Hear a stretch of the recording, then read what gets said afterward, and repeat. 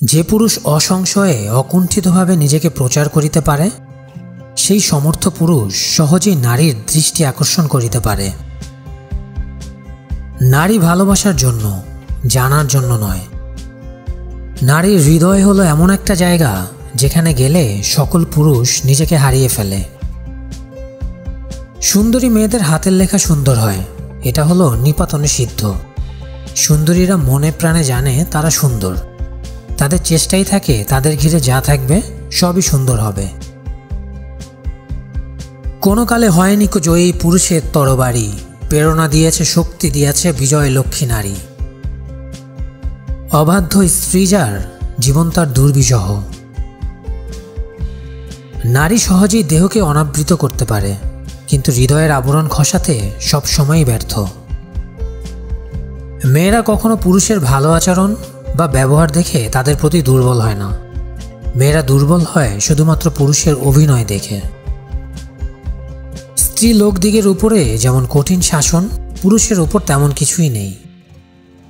কথায় কিছু হয় না, ভ্রষ্ট পুরুষের কোনো সামাজিক দণ্ড নেই। একজন স্ত্রী সতীত্ব সম্বন্ধে কোনো দোষ করিলে সে আর মুখ দেখাতে পারে না।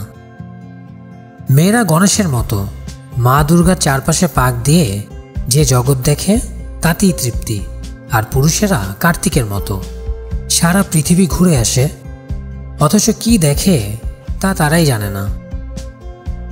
নিম্ন মধ্যবিত্ত ও মধ্যবিত্ত পরিবার থেকে আসা মেয়েগুলো তাদের সব রকম কনজারভেটিভ ধারণা বুকে পুষে রেখে এমন ভাবভঙ্গি করে যেন পৃথিবীর সব ছেলেই তাদের দিকে হামলে পড়ছে। মেয়েরা প্রথমবার যার প্রেমে পড়ে তাকে ঘৃণা করলেও ভুলে যেতে পারে না। পরিষ্কার জল কাগজে পড়লে দেখবেন শুকিয়ে যাওয়ার পরেও দাগ রেখে যায়। নারী সম্পর্কে আমি একটি বই লিখছি। কয়েকজন মহিলা আমাকে বললেন, অধ্যাপক হয়ে আমার এ বিষয়ে বই লেখা ঠিক হচ্ছে না। আমি জানতে চাইলাম কেন। তারা বললেন, বিষয়টি অশ্লীল। বিশ্বের নারী নেতারা নারীদের প্রতিনিধি নয়, তারা সবাই রুগ্ন পিতৃতন্ত্রের প্রিয় সেবাদাসী। ক্ষুধা ও সৌন্দর্যবোধের মধ্যে গভীর সম্পর্ক রয়েছে। যেসব দেশে অধিকাংশ মানুষ অনাহারী, সেখানে মাংসল হওয়া রূপসীর লক্ষণ। যেসব দেশে প্রচুর খাদ্য রয়েছে, সেখানে মেদহীন হওয়া রূপসীর লক্ষণ। এজন্যই হিন্দি আর বাংলা ফিল্মের নায়িকাদের দেহ থেকে মাংস চর্বি উপড়ে পড়ছে। ক্ষুধার্ত দর্শকেরা সিনেমা দেখে না, মাংস ও চর্বি দেখে ক্ষুধা নিবৃত্ত করে। অধিকাংশ রূপসীর হাসির শোভা মাংসপেশির কৃতিত্ব, হৃদয়ের কৃতিত্ব নয়। শাড়ি পরে শুধু শুয়ে থাকা যায়, এজন্যে বাঙালি নারীদের হাঁটা হচ্ছে চলমান শোয়া।